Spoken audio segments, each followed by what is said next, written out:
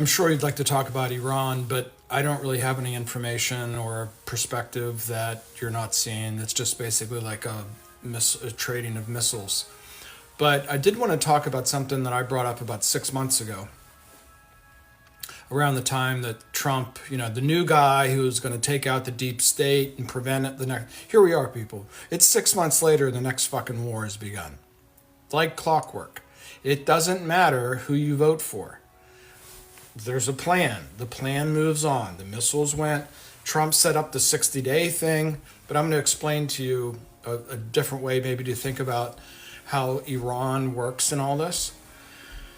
So this guy, Michel Foucault, who I talk about every once in a while, wrote a paper during the Islamic Revolution in 1979, and he said this is very, very important what's happening there because this is the height of the Cold War. And he said, remember the Shah, when I was a kid, the Shah went to Mexico and he was looking for a place to get heart surgery and all that. And then they installed the Ayatollah. And Foucault said, the reason this is so important, what's happening in Iran, is because the Islamic Republic just rejects everything Western. It doesn't participate in the Marxist debate of, capitalism versus communism. It just rejects the secularity, the so-called democracy that we live in.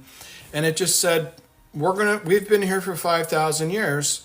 We're going to do things our way. And what Trump did is he gave them this 60-day window by which they had to make a deal or war would begin.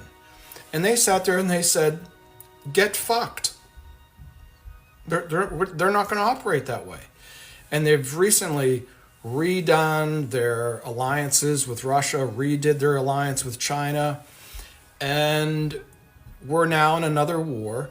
We will lose this one. With 99% clarity, I can tell you that we will lose this. The war on terror, started with a 6'5" guy in a cave on dialysis. Remember that? And then we were going to take out Saddam, and that was going to end terrorism. And now we're going against the state with enormous resources, and I think a population of 100 million people, and they ain't playing. Think about what just happened. Trump has militarized American cities in perfect timing for the next war. There'll be no fucking around. Like, if you wave in the Palestinian flag in downtown LA, you're going to a concentration camp. And the Marines are there, and the drones and the helicopters and everything's in place. Started in LA, it's going to go to Chicago, it's going to go to Washington, D.C., it's going to go to New York. Right in time for the next war, which we will lose, which Israel will lose. It's 7 million people versus 7 billion. So that's one thing I wanted to say about Foucault. Also, over the weekend, just for fun, I had some time to kill, and I got on DeepSeek and I said, can you summarize the debate from 1971 between Noam Chomsky, who's the somewhat famous leftist thinker from MIT, and he's a famous linguist, this is his real day job, and Michel Foucault. And I think it was in either Belgium or Holland. And it went through that and explained, and I'll just give you a summary. You can go watch. It's a little erudite and a little bit boring. But Noam Chomsky believes that there's like inherent linguistic things that all humans share.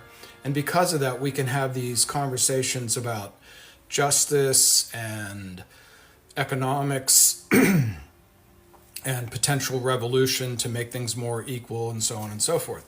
And Foucault sits there and says, no, all of those things are built into the system already. In other words, so Chomsky wrote this book that you hear a lot about on social media called Manufacturing Consent. So if you turn on the television right now, MSNBC, Fox, it doesn't really matter. They're going to, there's another war, and this is missiles, and this, that. And what they're just going to do is massage you and explain to you why this next war has to begin. They'll bring out Richard Haas or Rachel Maddow. They'll appear to be sort of back and forth and even-handed with the question, but the whole thing is meant to propagandize the next war, okay? The problem with Chomsky is that by believing that these narratives lead us to something other than becomes reinforcing. And we think Rachel Maddow is actually a real progressive leftist trying to keep us out of war, when she's really using these narratives to get us ready for the next one. See where I'm going with that?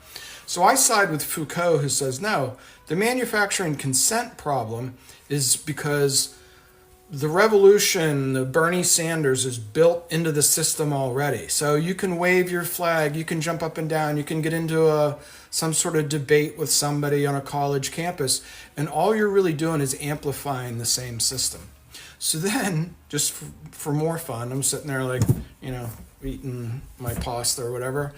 I go into DeepSeek, and just to be goofy, I said, imagine there's a third person in the debate of Oswald Spengler, who wrote the book Decline of the West. And it reacts by saying, oh, you know how DeepSeek goes through this thinking process.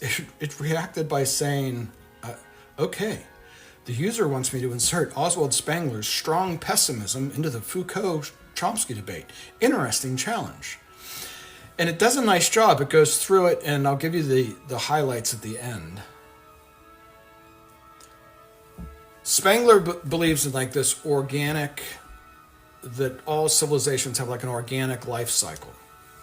And he believes that we're at the end of ours, hence death of the West, or decline of the West, excuse me. So Spengler goes further and says, and he has this concept of strong pessimism. Whenever I say we're going to lose the war on terror, I'm not rooting for the other team or want something bad to happen. I'm just you can't have a war between 7 million people trying to take on 7 billion. I'm just going to go out on a limb and say, that's not going to fucking work. Okay? So here's what it says. I'll give you the paragraph. You'll indulge me to read it too. Spengler renders the entire Foucault-Chomsky debate potentially irrelevant from his cosmic historical perspective. Their disagreement about how to understand and change society presupposes that significant, meaningful change within the trajectory of Western civilization is still possible. Spengler declares it is not. The West is in an irreversible civilization phase, a time of sterility, bureaucracy, imperialism, megacities, and the dominance of money and crude force, culminating in what he calls Caesarism. It's a very good word to use for what Trump is doing right now. All political projects, whether grounded in universal reason, as Chomsky explains, or localized resistance, like Foucault, are merely epiphenomenon playing out on the surface of a dying organism. There is no salvation, no new just society to be built, only the management of decline.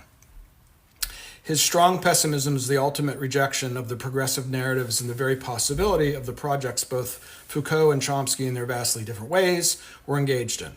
He injects a chilling note of historical fatalism and civilizational morality into the discussion, to which I responded, just to see what would happen, ouch. And it thought for 16 seconds, and it said, the user just responded with ouch to my detailed analysis of Spengler's pessimism. That's an interesting reaction. And then he goes on and realizes that he tries to figure out what ouch could possibly mean. And he concludes by saying, you're right, that does merit an ouch. Anyways, so there's 3 layers. There's 3 ideas for you as we move into I think this will be the last stage of the war. I think America will be completely militarized. Remember, during World War I, there was this thing called the Alien and Sedition Act. If you were against the war, they just threw you into fucking jail. They threw Eugene Debs into jail. It was also implied that if you were against the war, maybe because so much of the population of America is German, that maybe you were basically rooting for the other team or possibly a spy or something like that. I think that's going to happen here. I think that's why these cities have been militarized just in time for them to... I mean, the 60-day thing that Trump created this perfect break point with the troops already landed in LA. So the reason I can sort of, if you listen to all the other people on social media, the reason I always sort of end up with a little closer to the truth, in my opinion, than they do, is because I just get a little bit more pessimistic. This is going to be the most dangerous part of the war on terror.